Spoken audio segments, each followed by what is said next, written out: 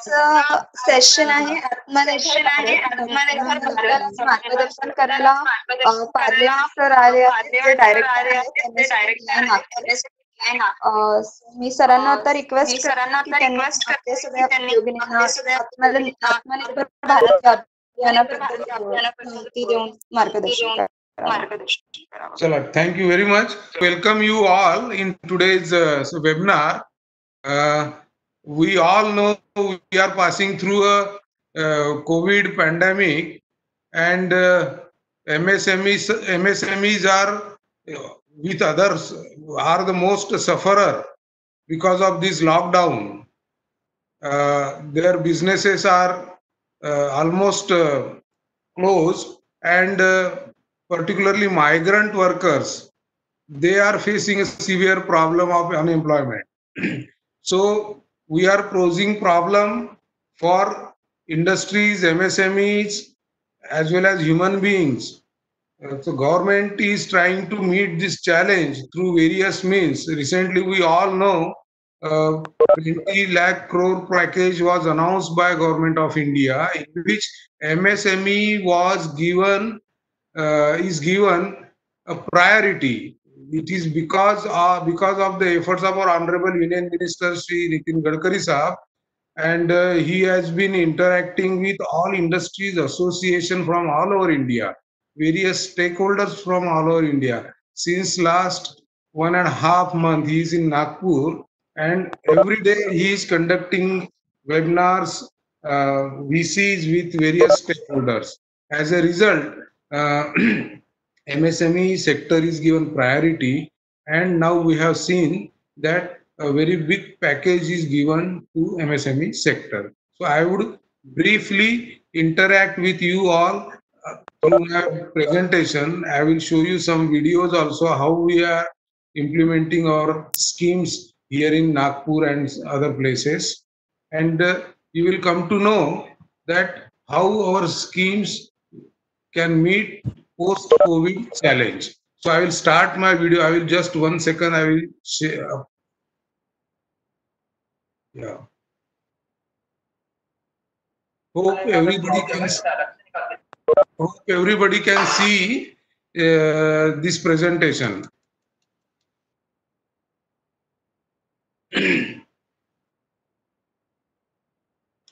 Myself, PM Parlewar, Director, and I am also attached to Union Minister MSME here in Nagpur, and looking after development of MSME sector in Vidarbha and Marathwada region. So this is Apex organization of MSME sector in our country. We all know this is the backbone of our economy, and providing employment to millions of people in our country, and our economy is based on our MSME sector. And recently, Atmanirbhar Bharat, Self-Sufficient India package is announced by Honorable Prime Minister on 13/5/2020. That was the first part of this package, in which MSME, this is the vision of Honorable Prime Minister, call for Atmanirbhar Bharat Abhiyan or Self-Reliant India movement. There are 5 pillars of this vision or this Abhiyan, that is economy, infrastructure, system, vibrant demography, and demand. And package of 20 lakh crore equivalent to 10% of our GDP was announced to cater to various sectors including cottage industry, MSMEs, laborers, middle class industries, among others. In this, first is Pradhan Mantri Garib Kalyani package. This is also related to MSME because if you see in this slide, 24% of monthly wages to be credited into their PF account for next 3 months for wage earners below 15,000 per month in business having less than 100 workers. This is also related. This is related to MSME sector. And then Employment Provident Fund EPF to get non-refundable advance 75% of the amount 3 months of the wages, and limit of collateral free lending to be increased from 10 lakhs to 20 lakhs for SHGs. Self help group जो होते हैं हमारे, उनको अभी तक हम लोग 10 लाख रुपए का ही लोन मिलता था, अभी वो 20 लाख रुपया कर दिया गया है, जिससे कि 6.85 करोड़ हाउस होल्ड्स को सपोर्ट मिलेगा। And and new definition of MSME, MSME की पहले जो डेफिनेशन थी वो अभी नई डेफिनेशन आ गई है। अगर आप देखेंगे तो इसमें एग्जिस्टिंग डेफिनेशन दी है, क्लासिफिकेशन दिया हुआ है, and revise MSME definition classification दिया है। रिवाइज एग्जिस्टिंग का तो आप देख लीजिए, रिवाइज में आप देखिएगा कि मैन्युफैक्चरिंग और सर्विस सेक्टर को कंबाइन कर दिया है। पहले मैन्युफैक्चरिंग और सर्विस सेक्टर सेपरेट था, उसकी इन्वेस्टमेंट लिमिट के आधार पर उसे सेपरेटली क्लासिफाई किया गया था। अभी कंबाइन कर दिया गया है। इन्वेस्ट माइक्रो के लिए investment limit up to 1 crore and turnover limit up to 5 crore कर दिया है, यानी टर्नओवर भी ऐड हो गया है अभी। तो 1 करोड़ तक का इन्वेस्टमेंट और 5 करोड़ तक का टर्नओवर, ये जो जिसका होगा उसको माइक्रो में किया जाएगा। उसी तरह स्मॉल के लिए 10 करोड़ तक इन्वेस्टमेंट, 50 करोड़ तक का टर्नओवर, और उसी तरह मीडियम के लिए 20 करोड़ तक का इन्वेस्टमेंट, 100 करोड़ तक का टर्नओवर। तो इसका अभी जल्दी ही गैजेट नोटिफिकेशन आने वाला है, और इसके हिसाब से आप उद्योग आधार बना सकते हैं अपना। यानी आप जानते हैं कि किसी को भी अगर एमएसएमई एक्ट के अंदर आना है तो उसको उद्योग आधार बनाना पड़ता है ऑनलाइन जाके। तो अभी अगर आप उद्योग आधार बनाने जाएंगे तो देखेंगे कि वो वेबसाइट भी अभी अंडर कंस्ट्रक्शन है, थोड़ा because of this classification, reclassification of industries. फिर बिजनेस, इसमें ये पैकेज में क्या क्या अनाउंस हुआ है ये देखेंगे आप, तो जो रिलेटेड है उसी को अपन देखेंगे। 3 lakh crore collateral free automatic loan for business including MSMEs, यानी 3 लाख करोड़ जो है वो कोलैटरल फ्री लोन देने के लिए एमएसएमईज को और अदर बिजनेस को रिजर्व किया गया है। 20,000 crore subordinate debit for MSMEs के लिए रखा गया है। 50,000 crore equity infusion through fund of funds, जो एग्जिस्टिंग एमएसएमई है जो एक्सपांड करना चाहती है उनके लिए 50,000 करोड़ का फंड ऑफ फंड्स रखा गया है। उसी तरह न्यू डेफिनेशन ऑफ एमएसएमई।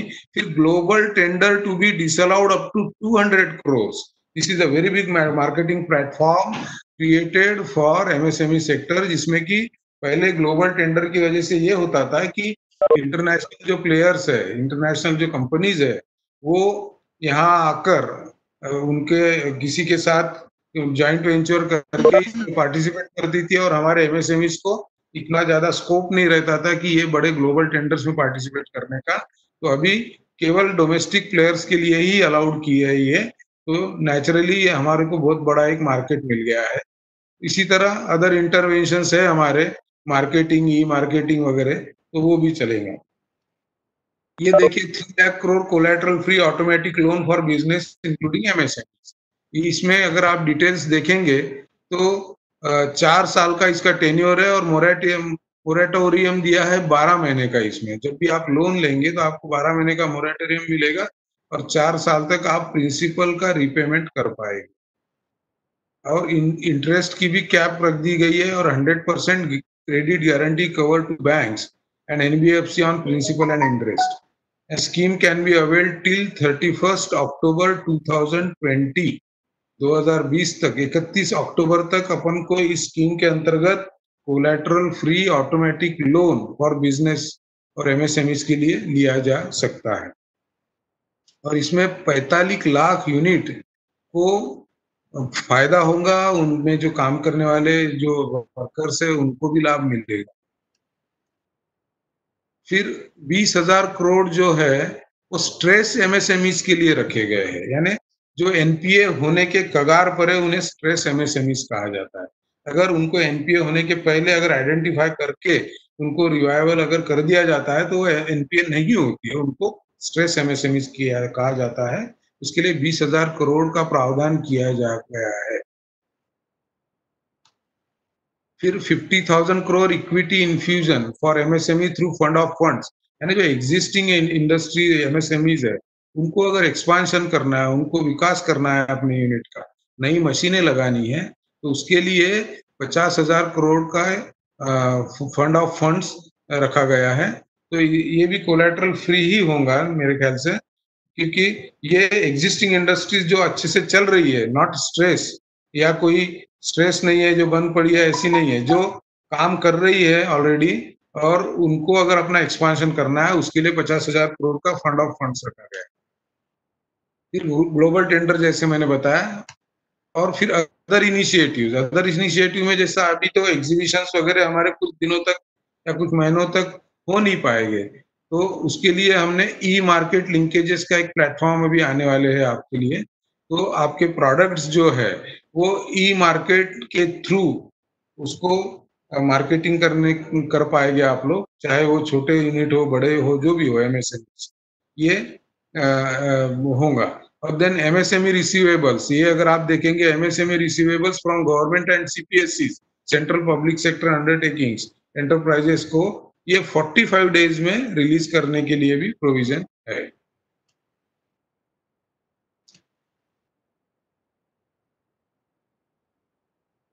इसके बाद में स्कीम्स है हमारी मंत्रालय की बहुत सारी, तो मैं उसके ऊपर केवल एक जो फ्लैगशिप स्कीम है हमारी क्लस्टर डेवलपमेंट की, उसके ऊपर डायरेक्ट आता हूँ, और उसी में मैं आपको कुछ समझाने की कोशिश करूंगा। क्लस्टर डेवलपमेंट की जो स्कीम है हमारी, ये फ्लैगशिप स्कीम है, जिसमें कॉमन फैसिलिटी सेंटर सेटअप किया जाता है वेरियस क्लस्टर्स में।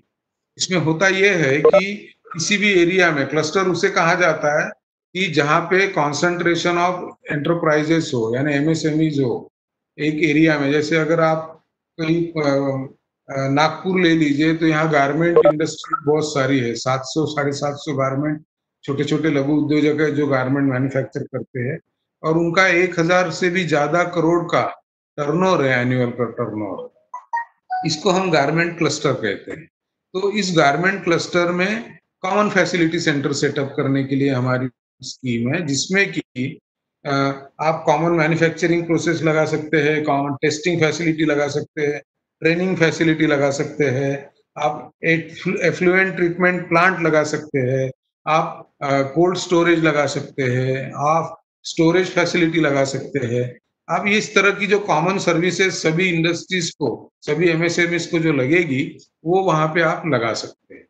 इसमें होता ऐसा है कि जो जो प्रोजेक्ट कॉस्ट होती है टोटल, यानी अगर 20 करोड़ तक के प्रोजेक्ट को 90% grant in aid MSME ministry की तरफ से दी जाती है। यानी ग्रांट इन एड का मतलब ये नॉन रिटर्नेबल होती है, ये ग्रांट दे दी जाती है। यानी 20 करोड़ के प्रोजेक्ट को 18 करोड़ तक की ग्रांट इन एड मिलती है, और 10% यानी 2 करोड़ जो है वो उस क्लस्टर के स्पेशल पर्पज व्हीकल को अरेंज करना पड़ता है। तो इस तरह से ये ग्रांट होती है, और इसमें कॉमन फैसिलिटी सेंटर सेटअप होता है। उसी तरह एक फ्लैटेड फैक्ट्री कॉम्प्लेक्स की भी स्कीम है, और एक मार्केटिंग हब की स्कीम है, और एक स्फूर्ति की स्कीम है क्लस्टर की हमारे मंत्रालय की, जिसमें आर्टिजन्स के लिए क्लस्टर में कॉमन फैसिलिटी सेंटर सेटअप किए जाए। और रूरल एरियाज में जहाँ पे हाथ से जो काम होता है, लेटस से कहीं अगरबत्ती बना रहे कोई हाथ से, या कोई बाम्बू के आर्टिकल्स बना रहे हैं, हैंडीक्राफ्ट आइटम्स, तो ऐसे जो रूरल एरियाज में क्लस्टर्स होते हैं उनके लिए स्फूर्ति की स्कीम होती है। इसमें 5 करोड़ तक का ग्रांट इन एड दिया जाता है। तो मैं आपको एक छोटा सा उदाहरण के तौर पे, जैसे ये कॉमन फैसिलिटी सेंटर है, ये आप देख लीजिएगा, ये इसमें दिया गया है कि क्या क्या डिटेल्स है। tangible assets like common production processing central design center testing facility, ये सारी सेटअप की जाती है। और जियोआग असिस्टेंस जो है 70% of project cost in general के लिए, लेकिन 90% जो होती है नॉर्थ ईस्ट हिली स्टेट्स और aspirational districts, clusters with more than 50% micro village woman owned SC/ST units, यानी 50% से ज्यादा माइक्रो यूनिट्स होंगे, विलेज इंडस्ट्रीज होंगी, या वुमन एंटरप्राइजेस होंगे, या SC/ST एंटरप्राइज होंगे, तो 90% तक की ग्रांट दी जाती है। और उसका प्रोजेक्ट कॉस्ट एक्सीड नहीं करना चाहिए 20 करोड़, यानी 20 करोड़ को 90%, यानी जैसे मैंने बताया कि 18 करोड़ तक की ग्रांट इन एड दी जाती है। ठीक है, तो ये हो गया। और इसको किस तरह से किया जाता है, एक SPV करके यहाँ लिखा है, स्पेशल पर्पज व्हीकल, यानी 10 से लेके 20 उद्योजक एक साथ आते हैं वो एक कंपनी फॉर्म करते हैं, सेक्शन 8 कंपनी, उसको बोला जाता है स्पेशल पर्पस व्हीकल। और वो स्पेशल पर्पस व्हीकल के थ्रू हमारी ग्रांट जो है वो दी जाती है। अभी अगर मैं आपको एक वीडियो दिखाता हूँ कि हमने कैसा गारमेंट क्लस्टर में कॉमन फैसिलिटी सेंटर सेटअप किया है। आप देखिएगा, ये this is a common facility centre setup in Nagpur for garment cluster. ये एक 15 से 20 करोड़ का प्रोजेक्ट है। आप देख रहे हैं कि ये स्टिचिंग लाइन है।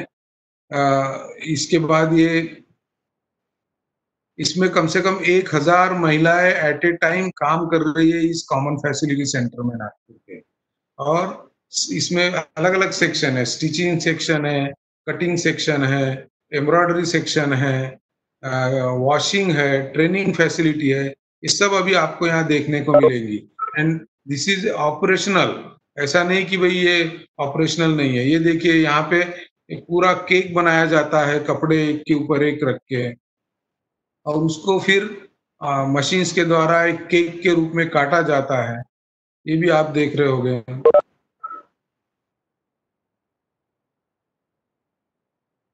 ये एम्ब्रॉयडरी फैसिलिटी है। एक एक 1.5 करोड़ एक एक एम्ब्रॉयडरी मशीन है, multi headed embroidery machine, CNC machine से ही है। इसको होता यह है कि आप कंप्यूटर के ऊपर डिजाइन बना लो। ये ट्रेनिंग सेक्शन है। इसमें पहले बड़ी मशीन पे, जो हाई स्पीड मशीन पे वर्कर्स को बिठाने के पहले 6 महीने का ट्रेनिंग दिया जाता है उनको, उसके बाद उनको। और ये वॉशिंग फैसिलिटी है। यहाँ पे आप देखेंगे कुछ कपड़े जो होते हैं कॉटन के, वो बगैर वॉश किए सेल नहीं किए जा सकते। तो जब बनने के बाद उसको वॉश करने से वो सॉफ्ट हो जाता है कॉटन का कपड़ा। तो ये बहुत बड़ी वॉशिंग फैसिलिटी है यहाँ पे। यहाँ 100% ड्रायर्स है। ये आप ऊपर से इसका व्यू देख रहे हैं।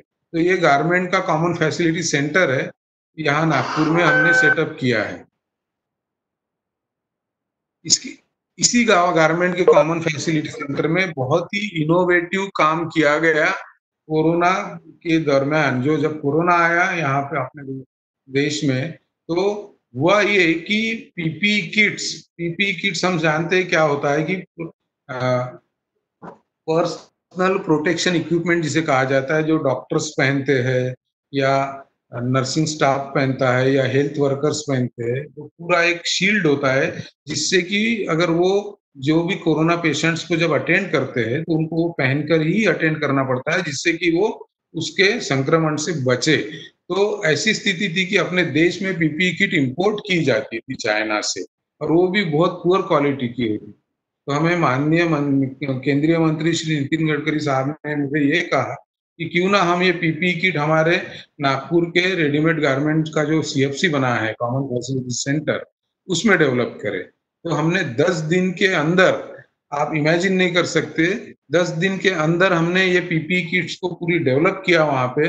इसके लिए बहुत स्ट्रिंजेंट नॉर्म्स होते हैं डब्ल्यूएचओ के, उसके मुताबिक टेस्टिंग कराना पड़ता है। तो हमने स्ट्रिंजेंट नॉर्म के मुताबिक टेस्टिंग करा के अप्रूवल्स लिए। और आप ये वीडियो देखिएगा, इसमें आपको दिखाई देगा ऐसा।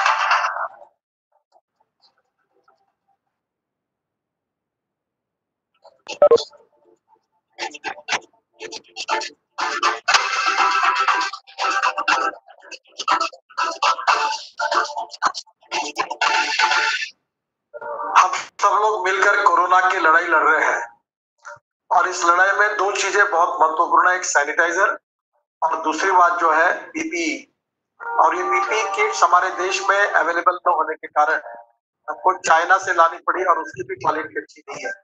हमारे एमएसएमई की ओर से हमारे जो उप संचालक है पार्लेवाल जी और सांसद विकास महात्मा, इन्होंने मिलकर एक इनिशिएटिव लिया और मैंने उसको सपोर्ट किया। और आज हमारे यहाँ नागपुर में जो हमारा एमएसएमई का ऑरेंज क्लस्टर है, उन्होंने बड़े प्रमाण पर ये पीपीई किट बनाई है, 3 प्रकार की है। इसकी कीमत 550 से 650 रुपए है। मार्केट से कम है, 1000-1200 रुपए मार्केट में लोग देते हैं।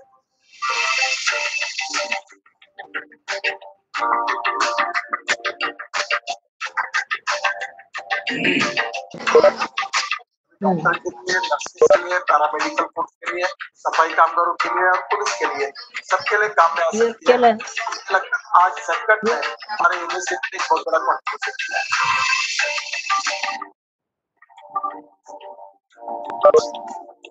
पीपीई किट का महत्व ध्यान में रखते हुए माननीय श्री नितिन गडकरी साहब हमें इसे नागपुर कॉमन फैसिलिटी सेंटर में विकसित करने की जिम्मेदारी दी।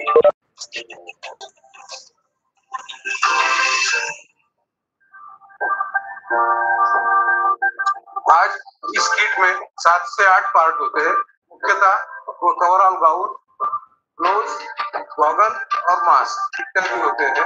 ये संपूर्ण मिला के एक किट तैयार होती है। हम 10,000 किट एक दिन में बनाने की क्षमता रखते हैं।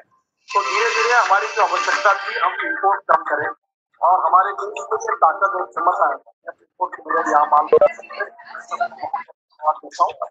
हूँ और आज इस माध्यम से आह्वान करता हूँ जहाँ भी जिस राज्य में, जिस जिले में, जिस अस्पताल में इसकी जरूरत है जरूर संपर्क करें, इसका फायदा लें। धन्यवाद, नमस्कार।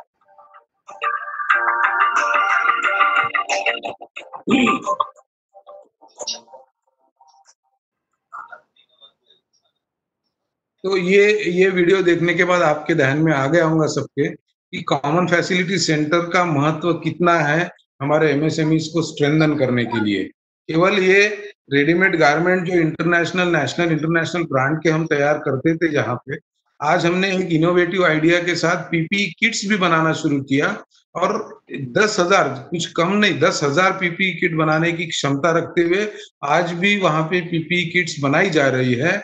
और यहाँ हमने 15,000 पीपीई किट माननीय मंत्री जी ने, माननीय गडकरी साहब ने हमसे बनाने के लिए लगाया 1 करोड़ की लागत से, और उन 15,000 पीपीई किट्स को फ्री ऑफ कॉस्ट विदर्भ के सभी गवर्नमेंट हॉस्पिटल्स को बांटी जा रही है। और ये सारी किट्स हम लोग यहाँ से हमारे एमएसएमई के ऑफिस से सभी गवर्नमेंट हॉस्पिटल्स को बांट रहे हैं और एक बहुत बड़ी मदद उनको मिल रही है, जिससे कि वो लोग बहुत हमारा धन्यवाद कर रहे हैं कि हमने इतना बड़ा इनिशिएटिव लेके आज नागपुर में पीपीई किट जब कहीं नहीं बनती थी विदर्भ में, अपने आज नागपुर में बनाना हमने शुरू किया।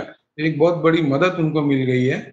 इसी तरह मैं एक और सीएफसी दिखाना चाहता हूँ आपको। नागपुर में नियर अबाउट 100 छोटी छोटी राइस मिल्स है, क्योंकि आप सब जानते हैं कि ये पूरा राइस बेल्ट है विदर्भ, और विदर्भ के जो कुछ जिले जो है पूरा राइस बेल्ट है ये, और इसमें राइस मिल्स है, 100 के आसपास राइस मिल्स है नागपुर में। तो उन राइस मिलर्स के लिए हमने एक कॉमन फैसिलिटी सेंटर लगाया है। आप इसका भी वीडियो देखिएगा, उसके बाद मैं उसको एक्सप्लेन करूंगा। ये राइस मिल है,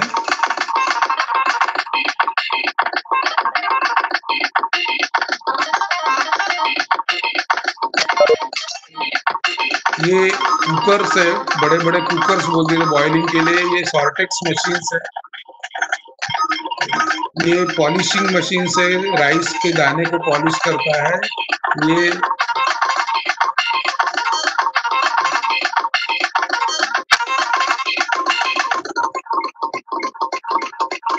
पैकेजिंग सेक्शन है। ये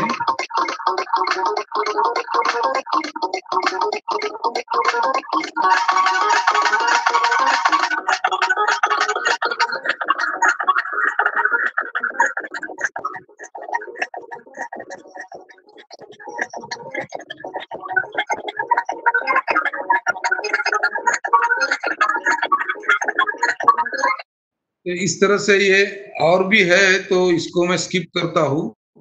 तो ये जैसे कि आपने देखा राइस मिल का क्लस्टर, तो इसमें होता ये है कि छोटी छोटी राइस मिल्स है, उसमें से मिलिंग करके सब राइस मिलर्स राइस लेके आते हैं और यहाँ लाके उसको पॉलिशिंग, यानी सिल्की पॉलिशिंग वगैरह जो बोला जाता है, जो कि एक्सपोर्ट क्वालिटी का राइस होता है, वो पूरा डिस्टोनिंग, पॉलिशिंग, सॉर्टेक्स में पूरे दाने, उसे कंकर वगैरह सब निकल के एक जैसे दाने, एक जैसे सॉर्ट आउट किए जाते हैं, उसको सॉर्टेक्स बोलते हैं, कलर सॉर्टेक्स बोलते हैं।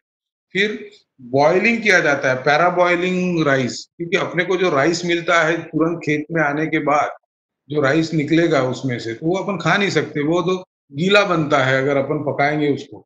तो ऐसे राइस को तो इमीडिएटली बेच नहीं पाते, लेकिन एक्सपोर्ट वगैरह करना है तो उसको अगर बॉइलिंग करके बेचते हैं तो वो तुरंत खाने के लिए रेडी रहता है। तो पैराबॉइलिंग मशीन्स वहाँ पे, कुकर्स बड़े बड़े आपने देखे वो लगे हुए हैं। तो इस तरह से ये होता है कि जो 100 राइस मिल्स है वहाँ पे, वो अपने वहां से राइस लेके आती है मिलिंग करा के। मिलिंग करना यानी जो धान होता है, धान को डालने के बाद जो छिलका बाहर निकल जाता है ऊपर का, और राइस रहता है, लेकिन वो बहुत ही रॉ रहता है, उसमें कचरा होता है, दाने टूटे फूटे होते हैं, एक जैसे नहीं होते, पॉलिशिंग नहीं होता है। तो वो सारी चीजें यहाँ की जाती है, और जब यहाँ से बन के निकलता है तो एक्सपोर्ट क्वालिटी का राइस तैयार होता है। तो आज हम नागपुर में गारमेंट एक्सपोर्ट क्वालिटी के बना रहे हैं, राइस एक्सपोर्ट क्वालिटी का बना रहे हैं। इसी के साथ एक दाल मिल क्लस्टर है हमारा, दाल भी, तुअर दाल वगैरह जो है वो एक्सपोर्ट क्वालिटी की बना रहे हैं। तो दूसरा एक कंपोनेंट है ये क्लस्टर डेवलपमेंट में, इंफ्रास्ट्रक्चर डेवलपमेंट। इंफ्रास्ट्रक्चर डेवलपमेंट में एक फ्लैटेड फैक्ट्री कॉम्प्लेक्स करके बनाने का एक नया कंपोनेंट ऐड हुआ है। अभी तक ये इम्प्लीमेंट नहीं हुआ है ऑल ओवर इंडिया में कहीं भी, लेकिन अभी चूंकि ये पहली बार ऐड हुआ है इसमें, तो इसको हम करने जा रहे हैं इसका इम्प्लीमेंटेशन। तो फ्लैटेड फैक्ट्री कॉम्प्लेक्स क्या होता है, अगर आप देखेंगे तो ये चाइना की गोल्डन मॉल फ्लैटेड फैक्ट्री, यानी वर्टिकल गालाज होते हैं उसके अंदर, यानी एक ही बिल्डिंग में एक बहुत बड़ी बिल्डिंग होती है, उसमें 2000-3000 स्क्वायर फीट के ऐसे कंपार्टमेंट या गालाज होते हैं, और उसमें छोटे छोटे इंडस्ट्रीज सेटअप किए जाते हैं। तो इस टाइप के फ्लैटेड फैक्ट्री कॉम्प्लेक्स को बनाने के लिए government of India, ministry of MSME 15 crore की ग्रांट इन एड देती है। एड है, ये नॉन रिटर्नेबल होता है ये। तो ये नया कंपोनेंट है, और आने वाले दिनों में हम देखेंगे कि ऑल ओवर इंडिया में ऐसे फ्लैटेड फैक्ट्री कॉम्प्लेक्सेस बहुत सारे आएंगे, और छोटे छोटे उद्योग, लेटेस्ट से अगर गारमेंट बनाने वाले छोटे छोटे उद्योग जगह, तो वो अपने उद्योग लगाएंगे वहाँ लीज पर जगह लेकर या रेंट पर लेकर, या कोई इलेक्ट्रॉनिक कंपोनेंट असेंबलिंग है, या और भी कोई बहुत सारे ऐसे उद्योग है कि उनकी छोटी सी जगह में भी वो सेटअप हो सकते हैं, और बाय हैंड बहुत ही छोटी मशीनों से वो काम कर सकते हैं। बहुत बड़ी मशीनें तो लगाना पॉसिबल नहीं रहता है, लेकिन छोटा छोटा हैंड वर्क है या कुछ और है, तो ऐसा ये फ्लैटेड फैक्ट्री कॉम्प्लेक्स होता है। तो ये स्कीम है, तो इसमें 15 करोड़ की ग्रांट इन एड होती है जो दी जाती है, और इसके साथ ये एक हम लोग महिला उद्योजकों के लिए वगैरह भी इसे सेटअप कर सकते हैं।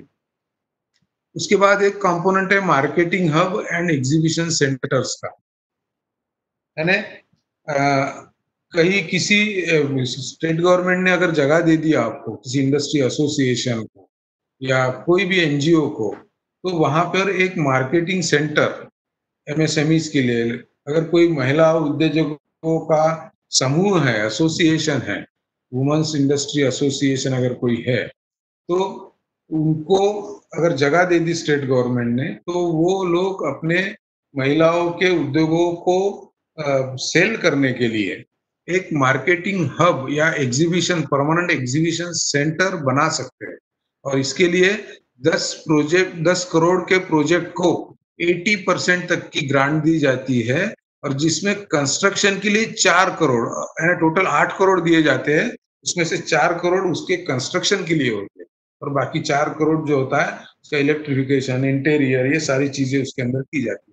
तो ये भी एक नया कंपोनेंट ऐड हुआ है। अभी तक कोई भी इंडिया में ऐसा कोई मार्केटिंग एग्जीबिशन सेंटर नहीं हुआ है, नागपुर में हम करने जा रहे हैं। ऑलरेडी माननीय मंत्री जी ने इसको अनाउंस किया है। नागपुर म्युनिसिपल कॉर्पोरेशन द्वारा यहाँ एक बहुत बड़ा स्किल डेवलपमेंट सेंटर बनने जा रहा है, जिसमें हम ये एग्जीबिशन सेंटर भी 2 फ्लोर, यानी 6 फ्लोर 10,000 स्क्वायर फुट के बना रहे, तो उसमें 2 फ्लोर जो है वो एग्जीबिशन सेंटर के लिए होंगे, और वो हमारे स्कीम में ग्रांट उसको देने का कोशिश हम लोग कर रहे हैं। उसका डीपीआर वगैरह भी बनाने के स्टेज में हम लोग आए हुए हैं। तो इस तरह से एग्जीबिशन सेंटर ये क्लस्टर के डेवलपमेंट के अंतर्गत भी होता है। तो ये कैसा होता है, देखिए जैसा बॉम्बे एग्जीबिशन सेंटर है मुंबई में, और हम लोग देख रहे हैं कि कैसे वो एग्जीबिशन होता है राइट साइड में, लेफ्ट साइड में। ऐसा एक परमानेंट एग्जीबिशन सेंटर, छोटा हो या जो भी है, 10 करोड़ के अंदर जितना भी बड़ा प्रोजेक्ट बन सके, ऐसा सेटअप कर सकते हैं एमएसएमई मिनिस्ट्री की 80% तक की ग्रांट लेकर, 8 करोड़ की ग्रांट लेकर ऐसा एग्जीबिशन सेंटर सेटअप किया जा सकता है। तो इस तरह से ये बहुत सी कुछ क्लस्टर के ऊपर ही मैंने फोकस किया है, क्योंकि योजनाएं तो बहुत सारी है। मैंने सोचा कि क्यों ना हम केवल क्लस्टर के ऊपर आज बात करें। तो हमारे महाराष्ट्र में ऑलमोस्ट एक 8 के आसपास कॉमन फैसिलिटी सेंटर बन चुके हैं। नासिक में है, बना है, पुणे में बना है, मुंबई में बना है, इचलकरंजी में बना है। लेकिन स्टेट ऑफ आर्ट जो कॉमन फैसिलिटी सेंटर इंडिया के है वो केवल नागपुर में ही दिखेगी आपको। ये जो 3 महीने दिखाया आपको गारमेंट का, ऐसा गारमेंट का कॉमन फैसिलिटी सेंटर हमारे स्कीम के अंतर्गत कहीं नहीं सेटअप हुआ है, क्योंकि राइस मिल का भी वैसे ही है और दाल मिल का। तो ये स्टेट ऑफ आर्ट प्रोजेक्ट्स हमारे नागपुर में है। अगर आप किसी को देखना चाहते हैं तो आप मुझे संपर्क करिए। और आप में से भी, आप अभी जरूरी नहीं है कि इतना बड़ा प्रोजेक्ट लगाया जाए, क्लस्टर में इवन छोटे छोटे भी CFC लगाए जा सकते हैं। 50 लाख का भी CFC लगाया जा सकता है, 1 करोड़ का भी लगाया जा सकता है, 5 करोड़ का भी लगाया जा सकता है और 20 करोड़ का भी लगाया जा सकता है कॉमन फैसिलिटी। आपके ग्रुप के आपके ग्रुप में कितने उद्योग है और उस ग्रुप की कितनी स्ट्रेंथ है, उसका एनुअल टर्नओवर कितना है, उसके हिसाब से छोटे कॉमन फैसिलिटी सेंटर भी सेटअप किए जा सकते हैं। तो मेरा आप सब लोगों से निवेदन है कि आप कोशिश करिए कि अपन क्लस्टर्स डेवलप करें। हमारी जो फ्लैगशिप स्कीम है उसमें क्लस्टर्स शेयर करें, क्लस्टर्स सेटअप करें, ताकि इससे होता यह है कि इससे इंफ्रास्ट्रक्चर डेवलपमेंट होता है और केवल एक को नहीं तो पूरे क्लस्टर को इसका फायदा मिलता है। हम लोग जनरली इंडिविजुअल को क्या फायदा मिलेगा इसके पीछे लगे रहते हैं, उसके लिए भी योजनाएं हैं, उसके लिए भी सब्सिडीज है, उसके लिए भी मार्केटिंग सपोर्ट दिया जाता है। लेकिन जब अपन क्लस्टर के आधार पर काम करते हैं तो एक साथ हम लोग कई उद्योजकों को सेटिस्फाई कर सकते हैं, उनकी प्रॉब्लम्स को एड्रेस कर सकते हैं कॉमन फैसिलिटीज के द्वारा। तो आप लोग थोड़ा इस कोशिश में रहिए, इंडस्ट्री एसोसिएशंस, NGOs, आप सब मिलके ये कोशिश करिए कि छोटे छोटे ग्रुप, इवन SHG का भी क्लस्टर बनाया जा सकता है। अगर सेल्फ हेल्प ग्रुप है, जो बचत गट जिसे कहते हैं हम लोग, एक उदाहरण के तौर पे मैं आपको बताना चाहूंगा कि अगर 50 बचत गट किसी गांव में एक साथ आ जाते हैं तो उन 50 बचत गटों को, साउथ में क्या होता है कि एक छोटे गांव में 50 बचत गट अगर एक साथ आ गए, एक बेकरी लगा के दे दी समझो, तो एक स्टेट ऑफ आर्ट अच्छी सी 1-2 करोड़ की बेकरी अगर उनको लगा कर दे दी, तो सारे बचत गट की जो महिलाएं हैं वहां केवल बेकरी के ऊपर काम करेगी, यानी बेकरी के प्रोडक्ट्स बनाएंगे। और होगा ये कि आसपास के जो गांव है, आसपास के जो शहर है नए, उनको उस बेकरी से अलग अलग प्रोडक्ट्स, जो है केक है, ब्रेड है, बिस्किट्स है और भी बहुत सारी चीजें है, वो बना के वो सप्लाई कर सकते हैं। तो ये सक्सेसफुली ये ऐसे प्रोजेक्ट्स साउथ में इम्प्लीमेंट हुए हैं, जिसमें कि हमारे ग्रांट के अंतर्गत छोटी छोटी बेकरियां सेटअप हुई है बचत गटों द्वारा, और उनको वो बेकरियां सक्सेसफुली काम कर रही है। तो ऐसे आप कुछ छोटे ग्रुप्स को आगे लेके हमारे क्लस्टर्स जो है वो सेटअप कर सकते हैं। तो मुझे लगता है कि आज के लिए इतना काफी है। इसके ऊपर कुछ प्रश्न अगर कोई पूछना चाहता है तो मुझे पूछ सकता है। नेक्स्ट टाइम मैं चाहूंगा अगर दूसरी बहुत सारी योजना है उसके ऊपर भी आप सब लोगों को कुछ बताओ। धन्यवाद। येस, मी जस्ट क्वेश्चन्स बघते, कोणाचे काही आले असतील तर आपण घेऊ. हां.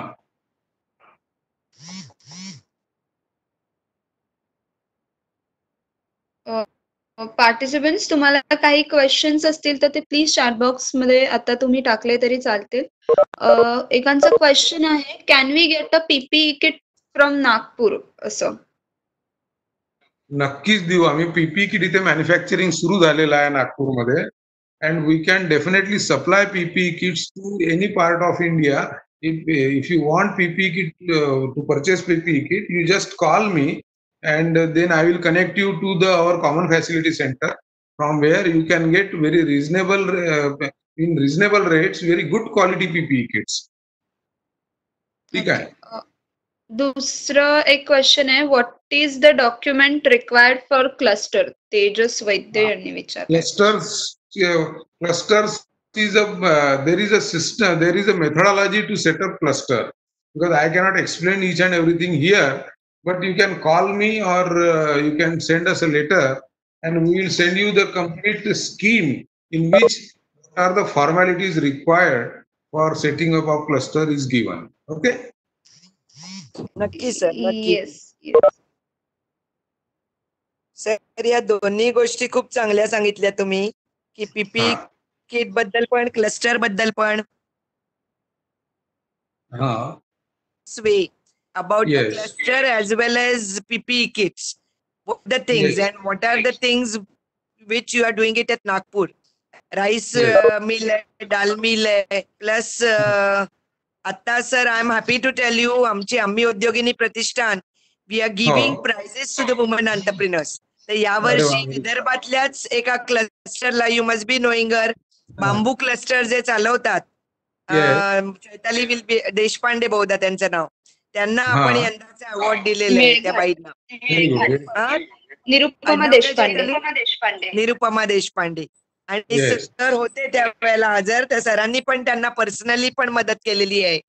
तर त्यामुळे गडकरी साहेबांच्या मदतीमुळे बेसिकली आपल्या सगळ्याच उद्योगिनींना मला असं म्हणायचंय, आपण आपल्या पार्लेवार साहेब आपल्याला मदतीला तयार आहेत, गडकरी नक्कीच. साहेब आहेतच आहेत. तर आपण जास्तीत जास्त याचा फायदा करून घ्यायला पाहिजे.